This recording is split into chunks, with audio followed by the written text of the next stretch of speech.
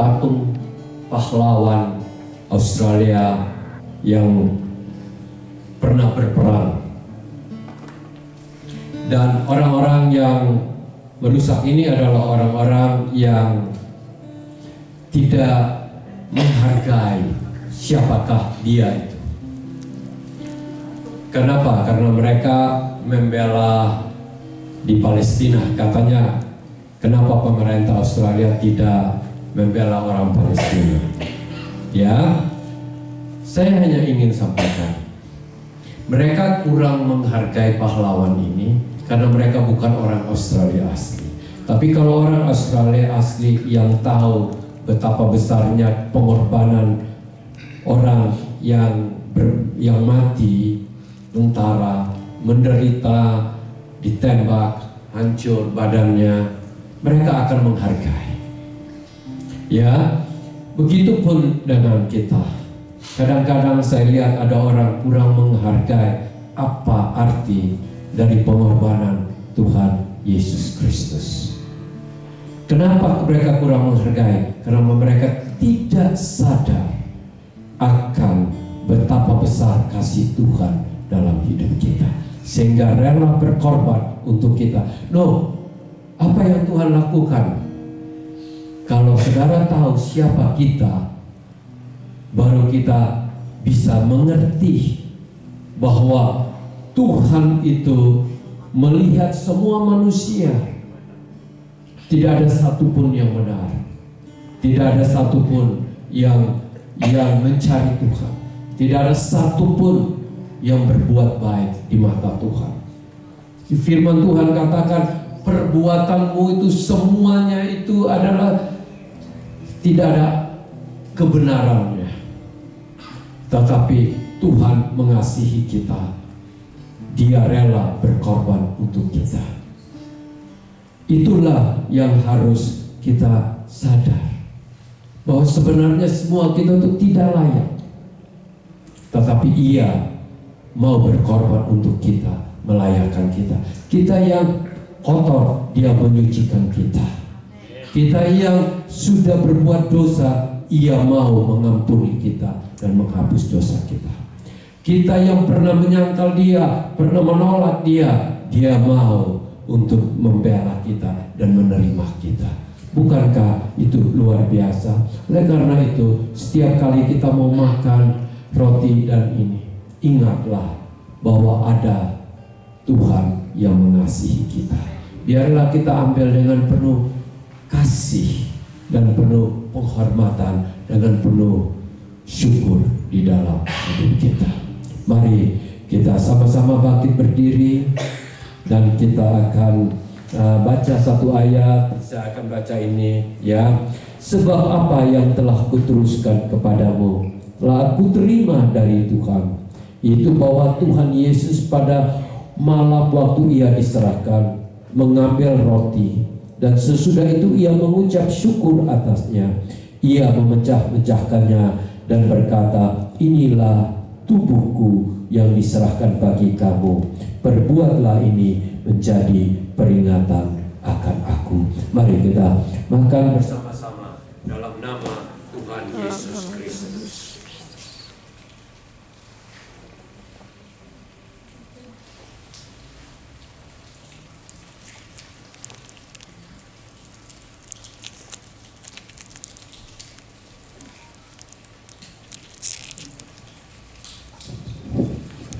Demikian juga Ia mengambil cawan sesudah makan, lalu berkata, cawan ini adalah perjanjian baru yang dimeteraikan oleh darahku. Perbuatlah ini setiap kali kamu meminumnya menjadi peringatan akan aku. Sebab setiap kali kamu makan roti ini dan minum cawan ini, kamu memberitakan kematian Tuhan sampai Ia datang. Mari kita minum dalam nama Tuhan Yesus Kristus.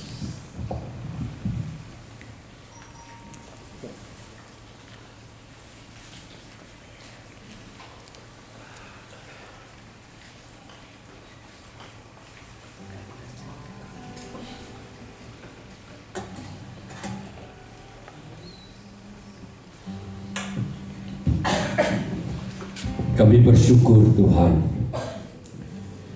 karena Engkau mengajarkan kami untuk selalu mengingat akan pengorbanan-Mu, di mana tubuh-Mu dipecah-pecahkan bagi kami. Dosa isi dunia, biarlah Tuhan kami hidup di dalam kebaikan-Mu, kami hidup dalam kebenaran-Mu, kami hidup hormat, cinta, dan takut akan Engkau ada di dalam Engkau. Kami bersyukur karena Tuhan baik, dan Tuhan akan memelihara kami yang mau mengikuti Engkau. Dalam nama Tuhan Yesus Kristus, berbicaralah melalui firman yang akan hamba-Mu sampaikan. Haleluya, amin. Mari silakan duduk.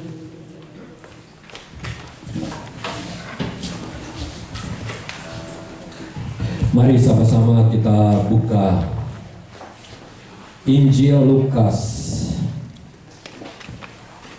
Ya, Injil Lukas pasal yang ke-9 ayat 57.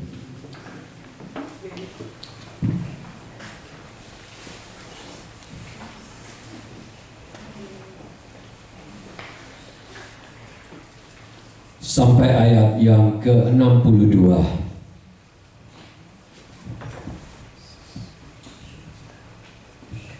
Saya akan membaca ayat yang ke-57. Saudara-saudara menyambungnya dengan penuh semangat, membaca ayat yang genap, dan kita bergantian sampai selesai sama-sama. Hal mengikuti Yesus. Ketika Yesus dan murid-muridnya melanjutkan perjalanan mereka, berkatalah seorang di tengah jalan kepada Yesus, "Aku akan mengikut engkau kemana saja engkau pergi." 58, 1, 2, 3. Yesus berkata kepadanya, "Segala penyediaan dan burung mempunyai sarang, tetapi anak manusia tidak mempunyai tempat." Pada orang lain, "Ikutilah aku." Tetapi orang itu berkata, "Izinkanlah aku pergi dahulu menguburkan Bapakku."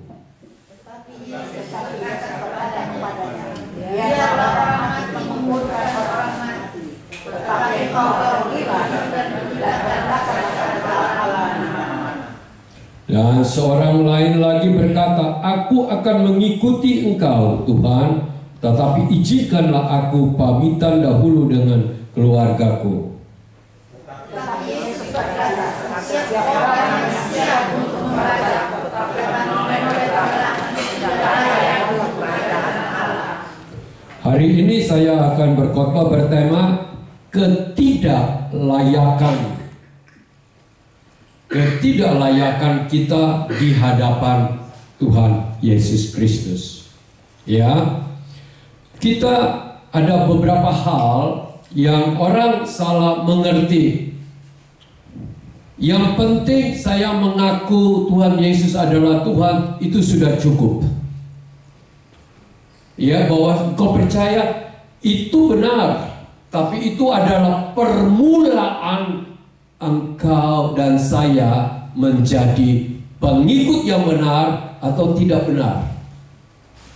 Saya telah memberkati cukup banyak orang dalam pernikahan. Ya, saya sudah memberkati. Kalau hanya saya bertanya, apakah engkau bersedia mengambil, ya, semua rata-rata amin atau ya saya bersedia, benar saya mau. Ya, gampang bicara begitu, benar. Tetapi bagaimana hidup selanjutnya itu baru lihat apakah ada buah dari pernikahan itu atau hanya mulut saja di depan pelaminan atau di depan gereja. Benar nggak? Oleh karena itu hari ini saya ingin membagikan bahwa kita mulai mengaku dan menerima Tuhan Yesus itu adalah permulaan. tetapi bagaimana kita menjaga hidup kita dalam mengikutinya ini. Apakah kita ini disebut layak untuk kerajaan sorga atau tidak? Itu penting sekali. Memang benar kita sudah diterima, kita sudah tercatat nama di dalam kitab kehidupan. Jadi nama kita di dalam kitab kehidupan. Tetapi bagaimana hidup kita itu akan terlihat pada waktu Tuhan Yesus menghakimi kita. Ya, mungkin saudara bilang, loh, kita masih dihakimi. Benar, siapa bilang orang Kristen nggak dihakimi? Kalau saudara baca, benar, kita dihakimi. Tetapi perbedaannya ada orang yang dihakimi oleh kebenaran Allah, ya, semua orang akan dihakimi. Yang tidak percaya, di firman Tuhan katakan di Wahyu akan dihakimi. Ya, semua orang sesuai dengan perbuatan mereka.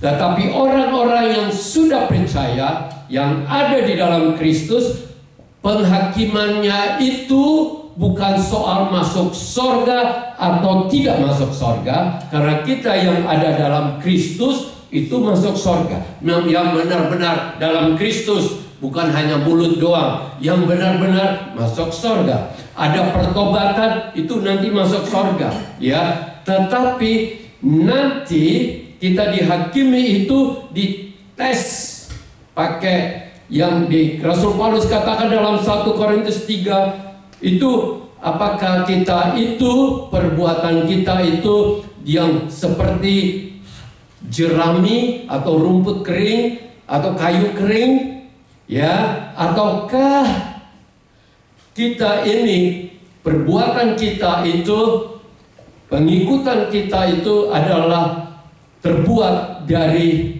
emas, perak, dan permata. Di dalam itu firman Tuhan katakan kita akan dihakimi dengan api demikian. Dan kalau kita hanya selama ini hidup dalam Tuhan hanya jerami, maka api datang habis semua. Tapi kalau itu adalah permata, ya, permata, emas dan perak, dia mungkin agak panas, tapi dia akan tetap makin murni. Itu bedanya, ya. Jadi ngerti. Jadi kita bersyukur karena Tuhan Yesus sudah membayar harga untuk kita, supaya kita bukan lagi soal masuk sorga atau tidak masuk sorga, tapi apakah kita memperoleh kemuliaan atau tidak di dalam akhir hidup kita selama-lamanya. Jadi oleh karena itu, siapa di sini yang sudah terima Tuhan Yesus? Itu perkataan Tuhan Yesus, barang siapa yang percaya kepadaku, ia akan memiliki hidup kekal. Jadi sekarang ini kita berbuat baik bukan soal masuk hidup, masuk sorga, tapi soal apakah perbuatan kita sebagai orang percaya itu ada kebenaran, ada kekudusan, ada berguna, atau untuk kemuliaan Tuhan, atau hanya untuk diri kita sendiri. Itu penting. Jadi sekarang kita semua mesti sadar, kalau kita yang sudah diselamatkan oleh Tuhan Yesus, kita sudah menjadi satu dalam Tuhan Yesus Kristus, janji Tuhan Yesus itu dipenuhi.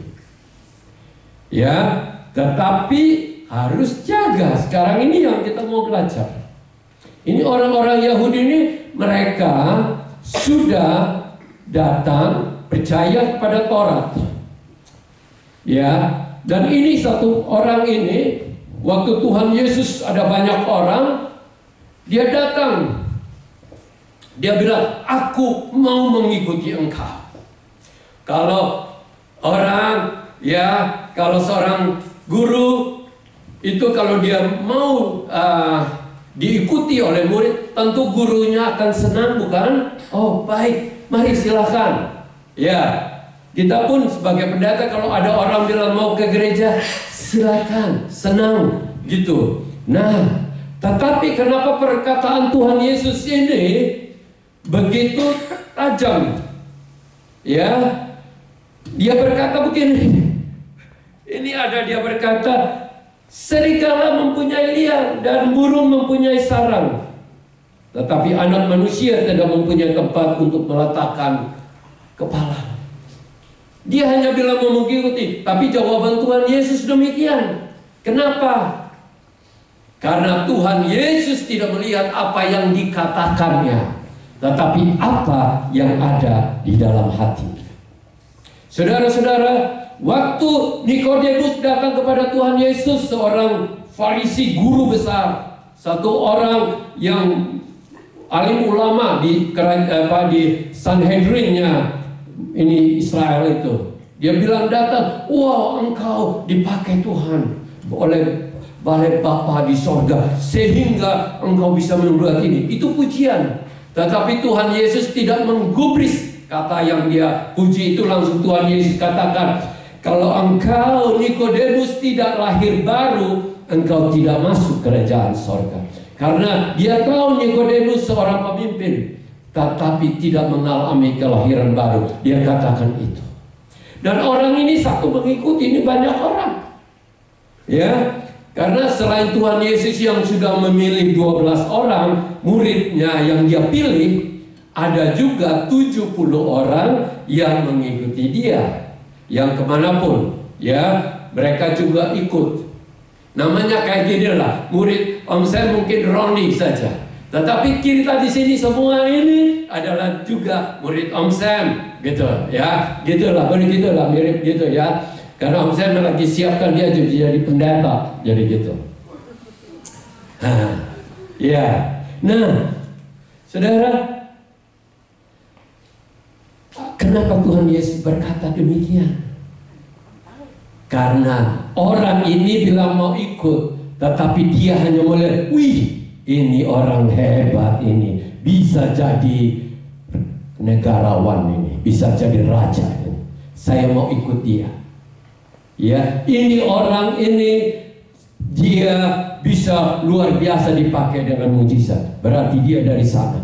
Tetapi tujuan orang ini adalah ke satu, motivasinya itu untuk apa? Untuk mau cari nama. Ingat, dengar ini. Dia mau cari nama. Sudah lama menjadi hamba Tuhan, kita sadar bahwa banyak orang bilang mau ikut melayani Tuhan, mau bikin ini, sembunyi di balik itu semua ada motivasi untuk memakai nama Tuhan Yesus untuk kemuliaan Dia sendiri. Itu ada, tapi tidak ada di sini. Mungkin ada di mana-mana. Ini orang-orang di sini. Mereka semua di sini, Om udah kenal semua, tahu mereka mau ikut Tuhan Yesus. Amin. Nah, ini satu ini begini. Jadi kita harus tahu bahwa motivasi itu sangat penting. Mungkin dia bilang, wih, ini ikut dia, lain kali bisa bantalnya besar ini mungkin. Ya, kayak hotel bintang 5 punya, mungkin dia pikir gitu. Mungkin saja. Tapi Tuhan Yesus tahu bahwa dia mau cari sesuatu apa yang dia peroleh. Ada satu orang kaya, anak muda, punya kekayaan. Waktu dia datang, dia bilang, aku mau mengikuti engkau. Ya, dan Tuhan Yesus katakan, pergi, juallah hartamu. Ya, dia tidak mau ikut Tuhan Yesus. Kenapa? Sedih, hartanya banyak. Ingat loh, dalam zaman sekarang banyak orang yang berteriak Tuhan Yesus di YouTube.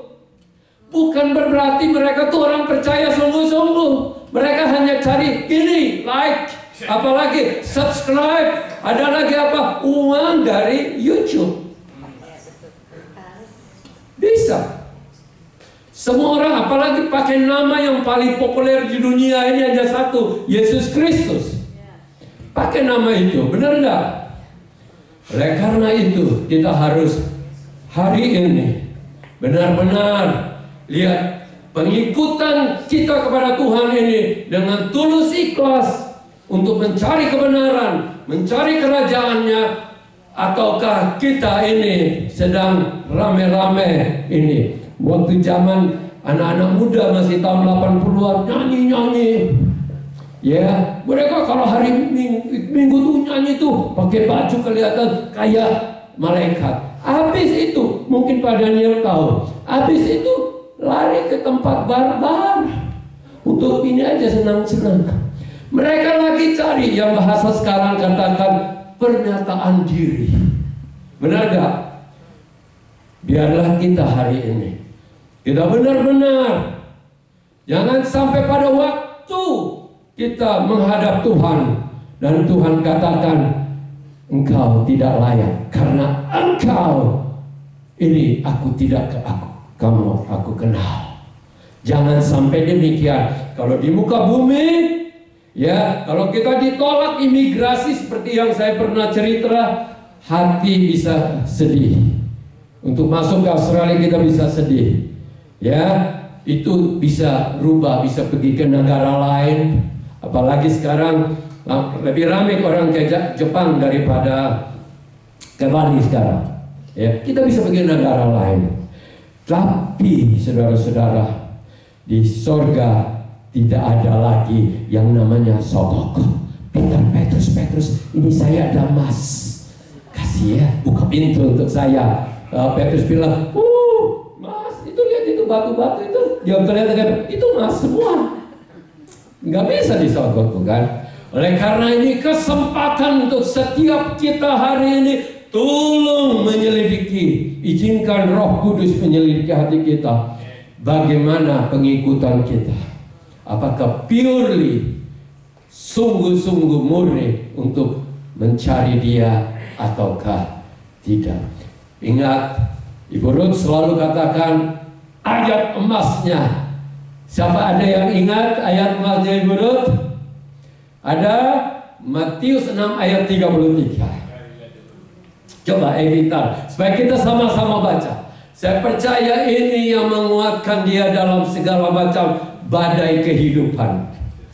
Kenapa? Karena dia bilang gini. 1, 2, 3 kita sama-sama katakan. Carilah dahulu kerajaan Allah dan kebenarannya, maka semuanya itu akan ditambahkan kepada. Tuhan Yesus katakan, cari ini yang penting, kerajaannya, ya. Dan tentu yang jadi kepala dari semua kerajaan, dari kerajaan sorga siapa? Yesus Kristus dan kebenarannya. Yang lain akan ditambahkan kepadanya. Kita mau hari ini, amin? Ingat loh, saya hanya bisa mengajar sampai saat ini. Sampai di sana, saudara nggak bisa bilang, itu loh Pak Pendeta saya lagi antri di belakang. Saya boleh masuk nggak? Ya nanti itu aja juga mesti dilihat dulu tuh dia tuh. Jangan pintar ngomong di panggung aja tuh. Benar kan? Baru periksa. Ya kan? Di sini kita bisa, ayo ini bisa masuk. Tapi kita harus serius bahwa Tuhan itu tahu semua yang ada di dalam hati kita. Dan kedua, ada satu orang Tuhan yang bilang, Tuhan Yesus bilang, ikut aku. Ikut aku. Dan apa yang dia bilang tadi, saudara baca tadi? Oh, bukan yang berikutnya lagi. Ikutlah aku. Tetapi orang itu berkata, izinkan aku pergi dahulu menguburkan Bapakku. Saya pertama baca, saya pikir, wih Tuhan Yesus keras lagi. Masa orang mau pergi kubur dia punya papa aja juga tidak boleh, benar gak? Kita rasa gitu toh. Baru saya mulai selidiki yang dimaksud orang mati tidak mungkin. Itu berikutnya lagi, ayat berikutnya, ayat 60. Iya, Tuhan Yesus katakan orang mati menguburkan orang mati. Masa orang mati bisa menguburkan orang mati? Tentu tidak bisa, bukan? Yang dimaksudkan di sini orang mati itu adalah orang yang tidak ada Tuhan di dalam hidupnya, tidak mengalami pembaharuan hidupnya. Di mata Tuhan itu adalah orang mati rohani. Dan di mata Tuhan, tubuh ini hanya kulit. Yang penting adalah roh manusia. Apakah roh ini hidup atau mati. Oleh karena itu Tuhan bilang orang mati menguburkan, orang mati itu berarti Tuhan bilang begini, ya, kamu ini ikutilah aku. Orang mati biar orang mati, yang lain orang yang menguburkan, karena mereka tidak datang, mereka tidak memiliki hidup yang sesungguhnya. Oleh karena itu kamu ikut aku, ya. Saudara-saudara, itu penting sekali. Hari ini coba kita lihat, apakah hidup kita ini sudah hidup atau belum? Atau hanya upacara gereja kita datang? Apakah hanya perbuatan agamawi kita datang? Tetapi sesungguhnya kita masih mati rohani. Dan kalau kita mati rohani, kita tidak bisa mengerti siapa Tuhan Yesus, tidak bisa mengenal dan apalagi percaya kepada Dia.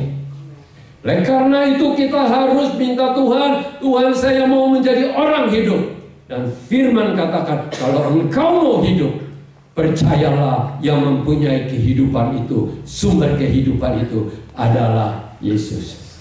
Yang kedua di sini berikut ini, tanpa kita sadari, banyak orang yang mengaku percaya tapi masih banyak melakukan perbuatan-perbuatan mati. Wow, saudara pikir ada ya kita melakukan perbuatan-perbuatan mati di hadapan Tuhan? Perbuatan mati ini saya hanya bisa berikan contoh. Kalau kita berbuat sesuatu dan menunggu orang memuji kita, di mata Tuhan itu adalah perbuatan mati.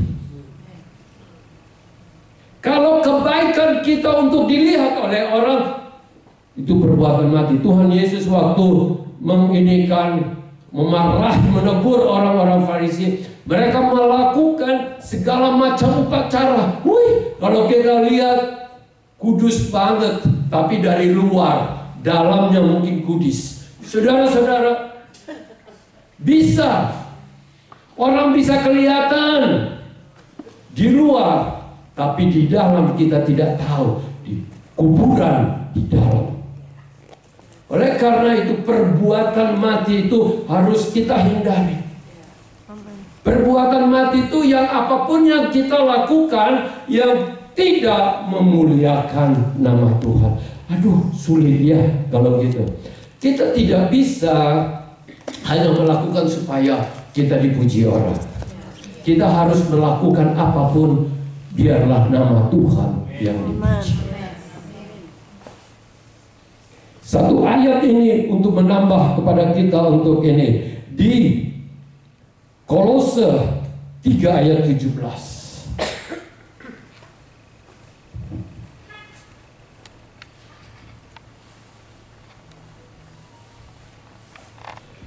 Dan segala sesuatu yang kamu lakukan dengan perkataan atau perbuatan, lakukanlah semuanya itu dalam nama Tuhan Yesus sambil mengucap syukur oleh Dia kepada Allah Bapa kita. Jadi apapun yang kita lakukan, apakah kita ini sedang mencari pernyataan diri ataukah kita sedang melakukan untuk kemuliaan? Ini penting sekali. Saya tahu bahwa di muka bumi ini segala macam agama itu ada. Ya, perbuatan-perbuatan itu kelihatannya di luar mungkin agamawi, bagus, rapi, pakaiannya rapi. Tapi yang lebih utama, saya tidak salah kalau kita punya hati untuk melakukan yang mulia. Tapi apakah hati kita ini sedang lakukan untuk Dia? Ingat loh, Tuhan Yesus itu berkata kepada ada orang yang pada akhir hari penghakiman, oh Tuhan Yesus, aku sudah menyembuhkan orang dalam namamu, aku sudah mengusir setan di dalam namamu, aku sudah berbuat mujizat dalam namamu. Ya, dan Tuhan Yesus katakan, hanyalah engkau karena engkau membuat kejahatan. Yang berbuat sudah punya kemampuan membuat mujizat dan bisa mengusir setan. Ini kan orang yang sudah rohaninya tinggi, bukan? Ya, mungkin ini para pendeta. Mungkin. Benar gak? Tapi kenapa Tuhan Yesus bilang aku tidak kenal engkau? Kenapa? Karena mereka untuk ada yang bilang hati-hati ini UUD artinya apa? Ujung-ujung duit lagi. Hati-hati ya, jangan sampai kita trap. Lihat itu di luar saya nggak bisa menegur karena banyak orang. Tapi yang penting siapa yang telah dipercayakan Tuhan, biarlah apapun. Bahkan Tuhan Yesus katakan, kalau tangan kananmu beri, tangan kiri tidak usah tahu. Bisa nggak kita hidup? Ini makin akan membawa kita supaya kelayakan kita itu benar-benar diterima. Yang ketiga, kita akan baca. Ini juga akan tadi itu kita baca lagi di Lukas ayat 61 dan 62. Ya. Oke. 61 dulu. Dan seorang lain lagi berkata, aku akan mengikuti engkau, Tuhan. Ya, aku akan mengikuti engkau. Izinkan aku pamitan dulu dengan keluargaku. Saya juga pikir, wih Tuhan Yesus, ya masa pamitan dengan keluarga aja juga mau berhitung begitu? Masa mesti tidak perkataan Tuhan Yesus 62? Ya, 62 katakan apa? Tetapi Yesus berkata, setiap orang yang siap untuk membaca tetapi menoleh ke belakang tidak layak untuk apa? Tidak layak loh. Saudara, kenapa sampai Tuhan Yesus berkata demikian? Masa untuk pamitan? Bukan hanya bilang pamitan, saya monggo mau ikut Tuhan Yesus ke kota ini, mau belajar dari sini. Bukan hanya itu. Tahu nggak? Dia mau pulang, mau minta izin dulu. Kalau orang tua nggak kasih atau istri tidak kasih, dia tidak pergi. Saudara, itu artinya. Dan itulah yang membuat Tuhan katakan, kalau engkau sudah siap membaca tetapi tidak melakukan, maka engkau tidak layak untuk kerajaan. Saya bukan bilang bahwa kita tidak mementingkan keluarga, karena firman Tuhan katakan, kasihilah ayah ibumu, kasihilah istrimu, anak-anakmu, Tuhan kasih. Tetapi di sini berbicara tentang apa? Prioritas. Siapakah yang paling utama di dalam hidup kita? Prioritas ini sangat penting. Karena satu orang bisa saja mengaku melayani Tuhan, tetapi kalau ada yang mau pergi piknik, dia pilih pergi piknik dulu daripada datang melayani. Kira-kira itu bagaimana? Benar gak? Kita harus tahu, Tuhan itu tahu hati kita, mendua hati atau benar-benar komitmen untuk dia. Dia tidak meminta supaya 24 jam itu hanya berdoa atau memuji Tuhan. Tuhan itu tahu. Oleh karena dia suruh kita perlu bekerja untuk makan minum, untuk looking after keluarga kita. Tetapi yang dia cari adalah hati kita. Amin. Di mana dia ditempatkan di dalam hidup kita. Banyak orang itu Tuhan Yesus itu hanya sebagai tamu di dalam rumahnya, tapi bukan raja, master di dalam hidupnya. Itu penting sekali. Banyak orang hanya lagi susah cari berteriak Tuhan, Tuhan, tolong aku, berdoa nggak berhenti. Tapi habis itu semuanya Tuhan dia taruh di belakang. Dia yang utama dalam hidup. Saya punya kenalan satu, ya. Dia kalau ada masalah pasti cari saya. Doa. Tapi kalau masalahnya sudah selesai, dia sudah lupa saya. Kalau lupa saya masih oke, tapi jangan sampai lupa Tuhan Yesus. Karena apa? Ingat, perbuatan kita itu semua satu kali akan diuji. Apakah ini menghasilkan emas, perak, atau permata, atau yang ada hanyalah jerami. Sekali api habis tinggal jadi abu. Gak ada sama sekali yang tertinggal untuk kemuliaan kekal selama-lamanya. Bisa mengerti hari ini? Amin. Bisakah kita berkata, Tuhan, saya rindu menjadi pengikut-Mu yang benar-benar layak. Kita kan kadang-kadang orang yang bekerja kepada kita bilang, wow, ini mah dia bukan pekerja yang baik, malas. Dia ini mungkin hanya datang mau dapat gajinya aja, tapi tidak mau bekerja. Kita kan punya pekerja yang begitu ya, yang pernah jadi bos di sini semua pernah. Kita tahu. Dan ada orang yang kita tahu datang berkenalan dengan kita, tapi motivasinya selalu ujung-ujungnya ceritanya pintar, bagus, puji-puji gitu. Tapi ujung-ujungnya, bisa nggak saya pinjam uangnya, Om? Kita kan bisa tahu kan? Ya. Dan Tuhan kita tidak bisa kayak gitu. Kalau kita manusia bisa salah kan? Oh, sudah teman baik padahal ujung-ujungnya hanya ambil kesempatan di dalam kesempitan. Tetapi kalau Tuhan langsung dia katakan kepada 3 orang ini. Yang pertama, motivasinya itu cari enaknya, cari namanya.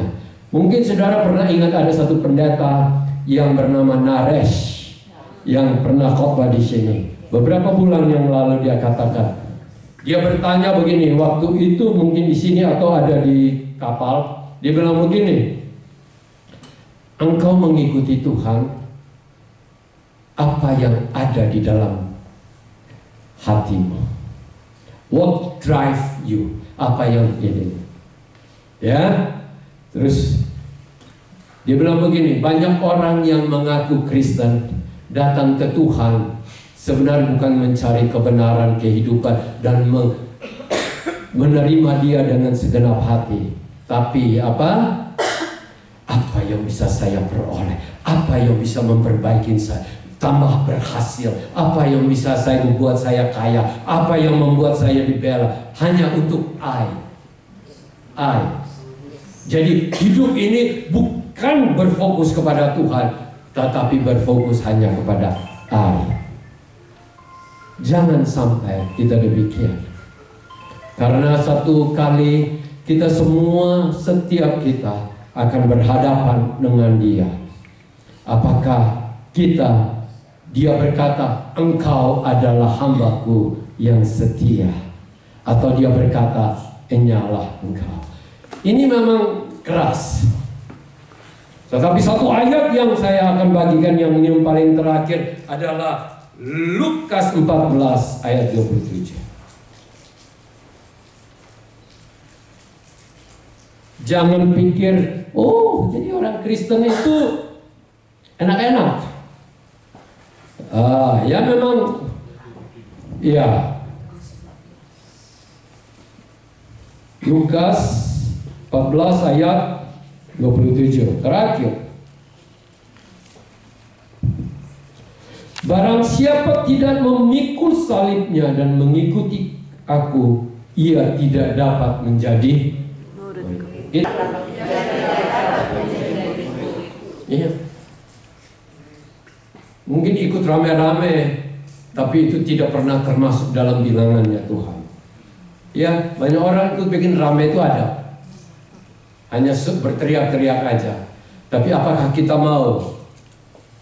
Kita hanya seperti demikian, ataukah kita adalah pribadi yang termasuk dalam hitungan Tuhan? Tuhan katakan tidak memikul salibnya.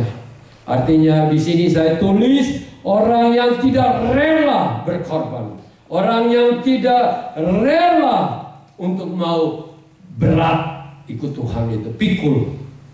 Dia mau enak. Tuhan Yesus katakan barang siapa mau mengikut aku, harus ada salib dalam hidup ini. Saudara tahu bahwa hidup kita yang sudah cukup hidup ini tidak terlepas ada salib dalam hidup ini. Tapi apakah salib itu kita terima dengan ucapan syukur untuk kemuliaan Tuhan, atau kita bersungut-sungut seperti orang Mesir di padang gurun, akhirnya beberapa orang saja yang masuk kepada tanah Kanaan. Kita pikul salib, ya, itu ada sangat berguna untuk kita. Wow, berguna, berat begitu. Memang pikulannya itu beda-beda. Ada yang salib adalah anaknya, ada yang salib adalah mertuanya atau mamanya atau siapa. Tapi kebanyakan mama sayang sama anak, kebanyakan. Yang menjadi masalah adalah mertua. Tapi saudara-saudara, banyak yang saya ketemukan. Ya, saya ketemukan banyak bapak-bapak bilang hidupku, salibku adalah istriku.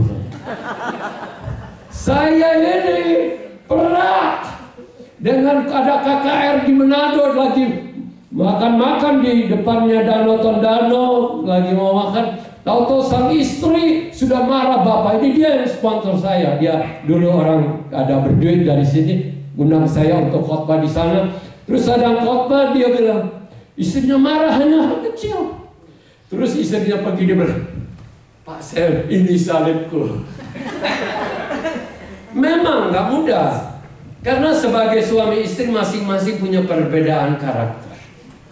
Ya, tetapi kalau saya advice untuk bapak-bapak di sini, terimalah istrimu dan katakan salibku masih cukup tidak berat. Saya akan pikul terus sampai sama-sama kita bersama masuk surga di dalam dia. Jangan bilang, oh salibku sekarang ini berat, saya mau tinggalkan lagi, cari yang salib yang tidak ada beratnya sama sekali. Nanti cari tambah problem itu besar. Oke? Jadi salibnya mengikuti. Di ayat yang di Matius 16:24 nggak perlu lagi, Matius 16 ayat 24. Bukan saja pikul salib, tetapi apa? Menyangkal diri. Ingat loh, persoalan terbesar dunia ini adalah ego manusia. Karena ego dosa masuk, perpecahan terjadi, permasalahan terjadi, peperangan terjadi, permusuhan terjadi, itu karena masing-masing itu punya ego. Oleh karena itu Tuhan Yesus datang menjadi teladan bagaimana kita bisa hidup dengan benar. Dan saya percaya kalau kita setiap pribadi orang yang mengikuti Tuhan Yesus, menyangkal diri kita, dan hanya Tuhan yang dimuliakan, dunia ini akan penuh dengan kasih, keluarga akan penuh dengan keharmonisan, dan anak-anak akan senang ada di rumah. Saudara-saudara yang dikasihi, saya tidak banyak lagi akan berbicara, tetapi ini sudah saya bagikan.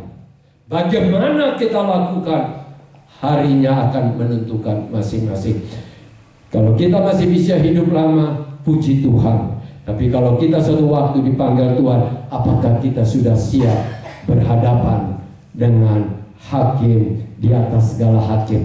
Dan Dia adalah hakim yang bukan hanya menghakimi, tetapi Dia telah menghidupinya. Firman Tuhan katakan, Dia yang tidak berdosa dijadikan dosa karena kita. Dia pernah pikul dosa itu semua. Dia tahu. Dia tahu bagaimana mengatasi, bagaimana diadili, bagaimana dihakimi, bagaimana mau dibunuh. Semua dia pernah alami. Jadi dia tahu bagaimana manusia harus hidup. Dan biarlah kita teladanin dia. Sehingga dia berkata, aku ada di muka bumi untuk kemuliaan Bapakku. Aku ada untuk mendengar suara Bapakku. Aku ada untuk mengikuti perintahnya. Apa yang ia lakukan, itu yang aku lakukan.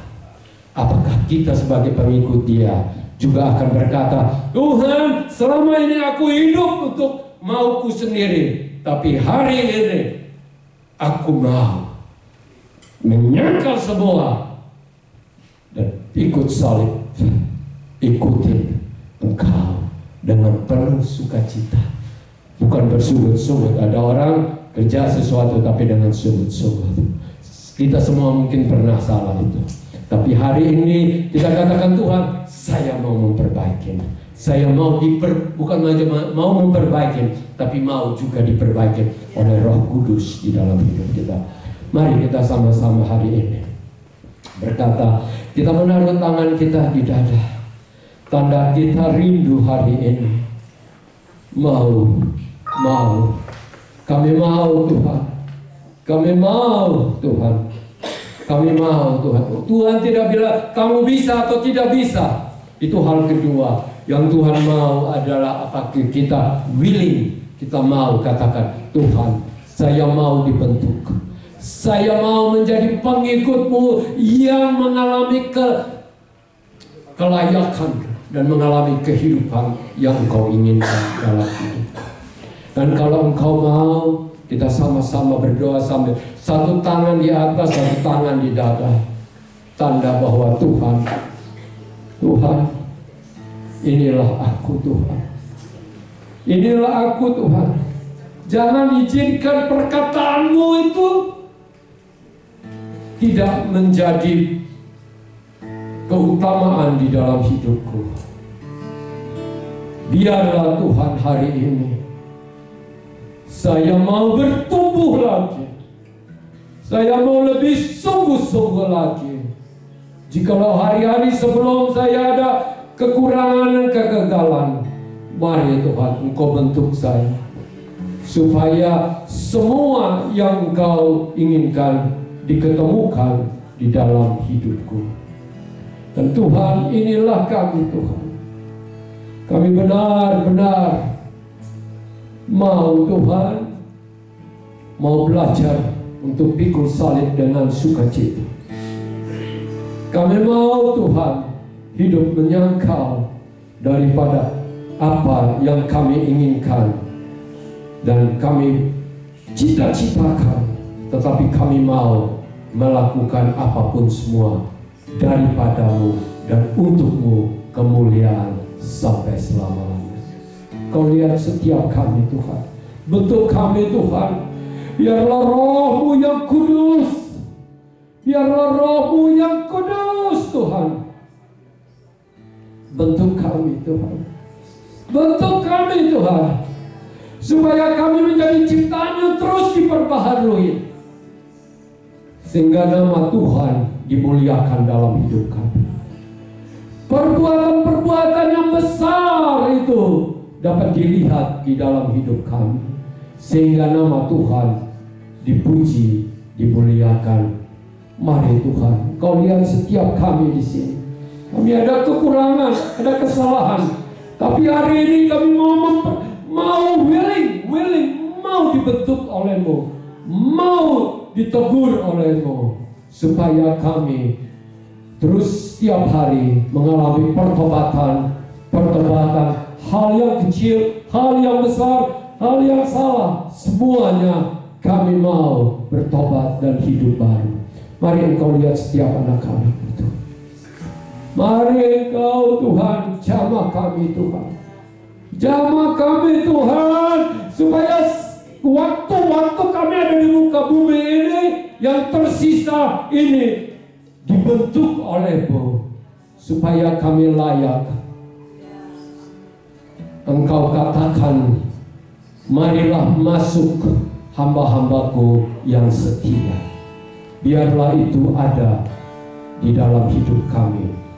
Hamba-Mu akan berhenti berbicara, tetapi Tuhan melalui firman-Mu ini, mari Tuhan, benarkanlah Tuhan apa yang salah dari kami.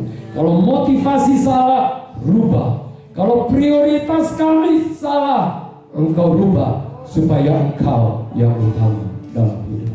Kalau ini adalah perbuatan-perbuatan yang selama kami lakukan ini hanya perbuatan mati, kiranya engkau rubah dalam hidup kami.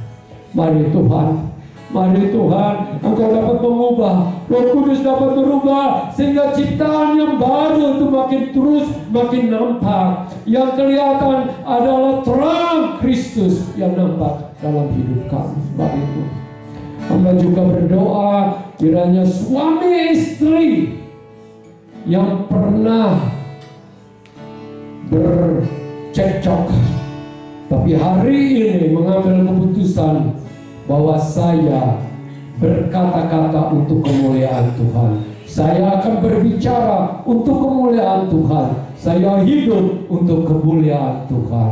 Mari Tuhan, Engkau mampukan supaya kami menjadi pribadi-pribadi yang sudah diterima oleh-Mu, akan terus diterima selama-lamanya. Semua yang percaya hari ini sama-sama katakan amin.